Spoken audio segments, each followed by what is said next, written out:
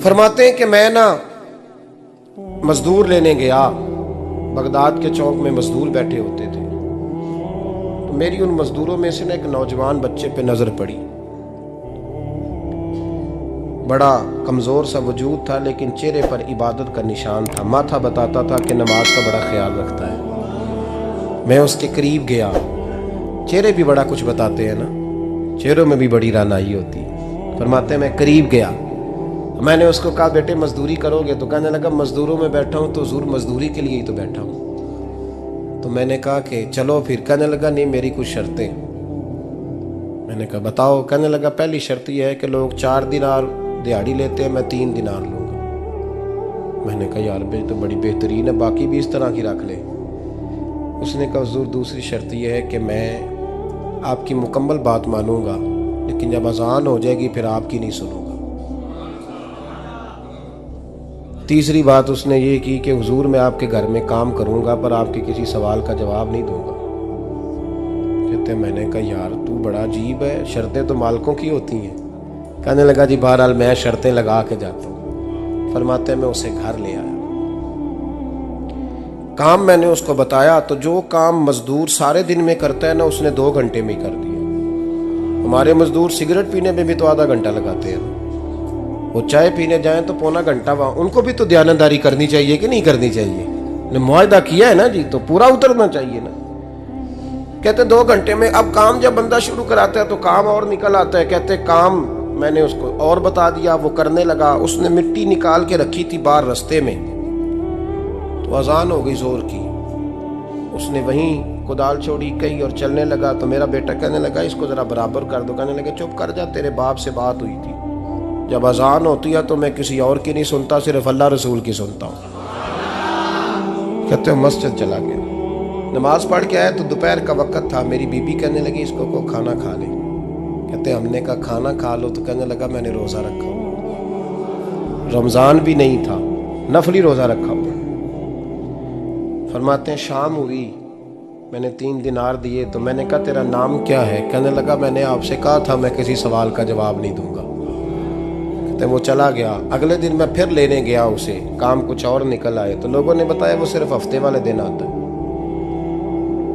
मैंने कहा क्यों? कहने लगे जी वो कहता है मेरा हफ्ते का खर्चा 3 दिनार है, जब 3 दिनार कमा लेता हूँ तो बाकी सारा टाइम अल्लाह रसूल की जिक्र में गुजार दिया करता हूँ।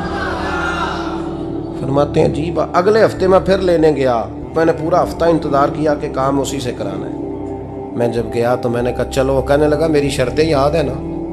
और मैंने कहा याद है भाई साथ चल। फरमाते हैं काम कराया, 2-3 हफ्ते वो आता रहा। एक हफ्ते में गया तो लोगों ने कहा हुजूर आज नहीं आया। क्यों? कहने लगे बीमार हो गए। कहाँ घर है? कहने लगे बगदाद के कब्रिस्तान के पीछे जो कच्ची आबादी है उसमें रहता है। फरमाते मैं गया, दरवाजे पे दस्तक दी तो कहने लगा हुजूर आप हैं? दरवाज़ा खुला है, आ जाइए।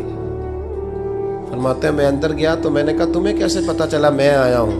कहने लगा हुजूर अल्लाह वाले हो, आप नहीं आना था, वरना अमीर तो गरीबों का पता लेने कोई नहीं आते। कहते मैं करीब गया तो कहने लगा मैं आपका इंतज़ार कर रहा था, तेज़ बुखार है, तप रहा। जेब से कुछ पैसे निकाले, कहने लगा ये पैसे रखने। एक अंगूठी निकाली, कहने लगा हुजूर आज रात को मेरा इंतकाल हो जाएगा, इन पैसों का कफन खरीद के सुबह जनाजा पढ़ के मुझे दफन कर देना, और जब दफन करो तो ये अंगूठी लेके असर के बाद हारून रशीद के पास जाना। आप उसे कहना मैंने मिलना है, पर वो आपको टाइम नहीं देगा। आप उसको आवाज़ दीजिएगा कि तेरी एक अमानत है मेरे पास, फिर वो आपसे मिलेगा तो अंगूठी दे दें, फिर आप मेरी तरफ से फारिग हैं। हज़रत फरमाने लगे तेरा नाम? और कहने लगा हुजूर वक़्त थोड़ा है, आज रात मैंने जाना है, बड़ी लंबी माफ़ी मांगनी है रब करीम से, अगर मुनासिब समझे तो मुझे अपने रब से तन्हाई कर दे दे। फरमाते हैं मैं आ गया, पर उसकी बातों ने मुझे सारी रात सोने नहीं दिया। फरमाते हैं सुबह बड़ी मुश्किल से सूरज निकला, मैं गया दरवाजे पे हाथ रखा तो दरवाज़ा खुला हुआ था।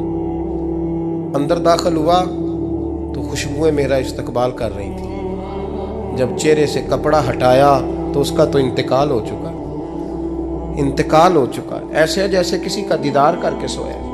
कहते मैं तो 2 आदमी ले गया था जनाजे पे, पर पता नहीं दुनिया किधर किधर से आई, कहां कहां से। अखां जदों मीटियां जमाना मैनू रोवेगा, अपना ते अपना बेगाना मैनू रोवेगा। फरमाते हैं मैं तो 2 बंदे ले गया था, पर पता नहीं मखलूक कहां कहां से आई। जनाजा पड़ा, दफन किया। हारून रशीद के पास में असर के बाद गया। मैंने बुलाना चाहा पर बादशाह था, मेरी तरफ देखा ही नहीं। मैंने उसको कहा तेरी एक अमानत मेरे पास है। फरमाते हैं वो मुझे कोने पे ले गया। क्या बात है? कमरे में बुलाया, मैंने अंगूठी दी। हारून रशीद तो चीखे मारने लगा, कहने लगा अंगूठी वाला कहाँ है? मैंने कहा वो तो इंतकाल कर गया। कहने लगा मुझे कब्र पे ले चल। कहते मैं कब्र पे लाया तो वो लेट गया, तड़प के रोने लगा। मैंने कहा मेरा कलेजा फट जाएगा, ना उसने कुछ बताया ना तूने बताया, ये कौन था? तो हारून रशीद कहने लगा ये मेरा बेटा था।